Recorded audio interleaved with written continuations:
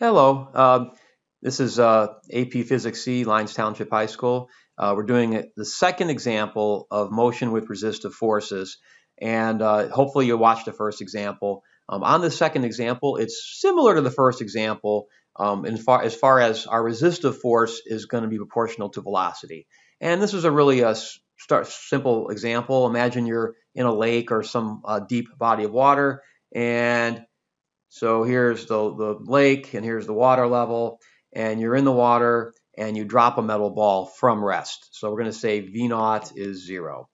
The ball will accelerate downward, but as it accelerates and speeds up, the water will provide a resistive force that's trying to oppose that motion.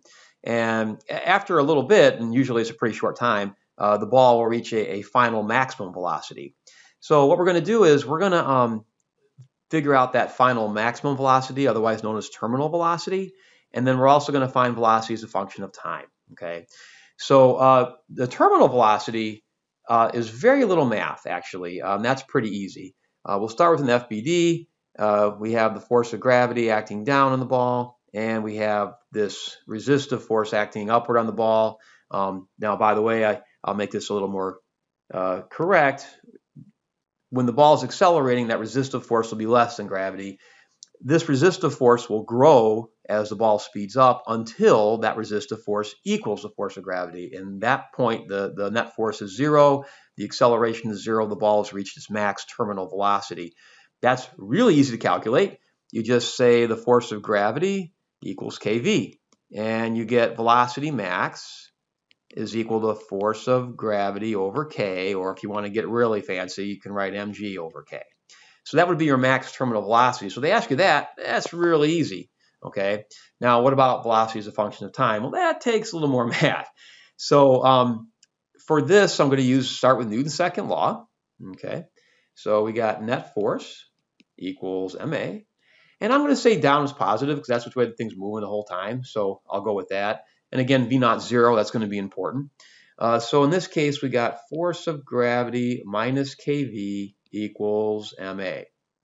And just like the previous example, we have to get a in terms of v. Well, that's relatively easy. You got force of gravity minus kV equals m, and then a is defined as dv dt. Okay. Now, in this point, we got to separate our variables. We got velocity and time. So this is going to take a little algebra. Okay. So here's what we're going to do. I'm going to leave the dv up here. I am going to do the following couple things. First of all, I'm going to get the v here by itself. Okay. Oh, and before I do that, I almost forgot. This is a reminder for my LT physics students. This is what we call a differential equation. You have velocity and its derivative in the same equation, and this would be a first order differential equation. Okay. So anyway, what I like to do on these is, you can do the algebra any way you want, but I tend to get that v, I get rid of the coefficient in front of it, so I'm going to divide everything by k.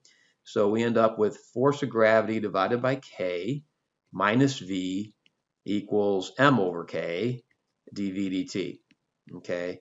And now it's like a football play. I'm going to divide everything by this, fg over k minus v, get that to the right side.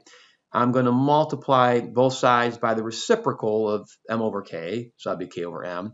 And I'm going to multiply everything by dt.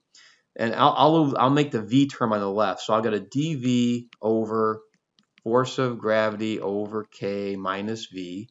And that's going to equal k over m, so I just had to flip that over, dt. Now I'm almost ready to integrate. The one thing I'm going to add is to integrate this, I've got something and its derivative, and I got something in the denominator, its derivative in the numerator, except for the derivative of negative v is negative dv. So I'm going to add a negative sign there, and I got to do the same thing to the right side. So I got a negative in front of both my terms. And now I'm ready to integrate. Now here's another critical part. Time goes from 0 to t. We're starting our watch when we let the ball go. Velocity. It goes from 0 to v. Our v naught was 0, which is going to make our problem a little easier in this case. We're going to have to evaluate, and when you plug the 0 in, you're going to get something. And if you didn't use the 0 and didn't plug it in, you would get a completely nonsense answer. So having said that, on the left side, we get natural log of force of gravity over k minus v, evaluated from 0 to v. And this is equal on the right side, you get negative k over mt. That's technically evaluated from 0 to t, but you're just going to end up with that expression on the right. We evaluate, you've got natural log, and I'm going to use my log rule. We got force of gravity over k minus v divided by, this is all in the natural log. Okay, so I'll make the parentheses bigger. If we plug in 0 there, you still get force of gravity over k, but now it's minus 0, but there's still a value down there. It's a constant that's going to have to show up in your math.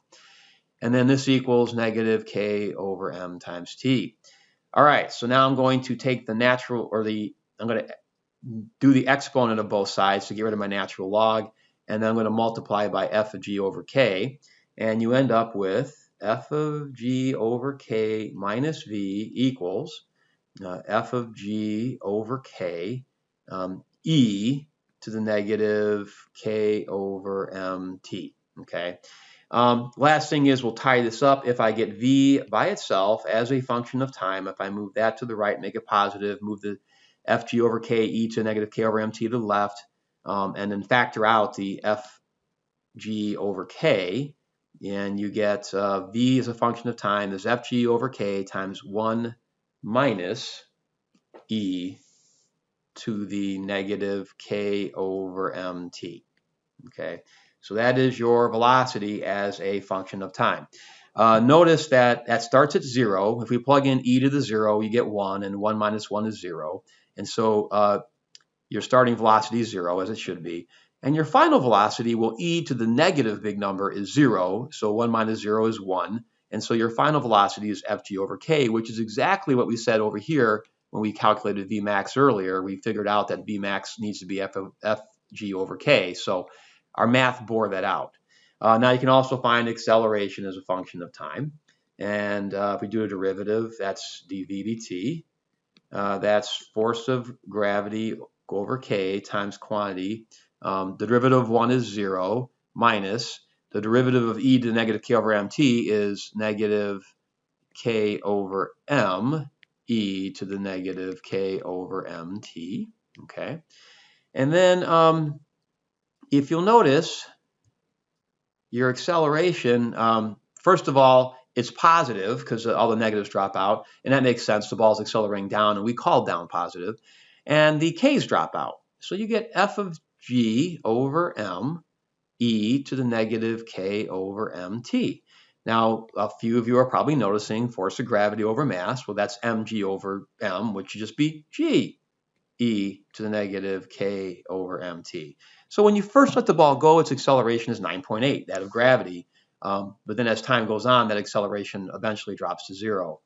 If we graph these, we'll graph velocity as a function of time, and we'll graph acceleration as a function of time.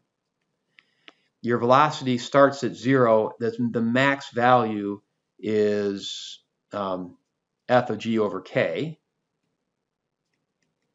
And so it's gonna decay toward that horizontal asymptote of fg over k.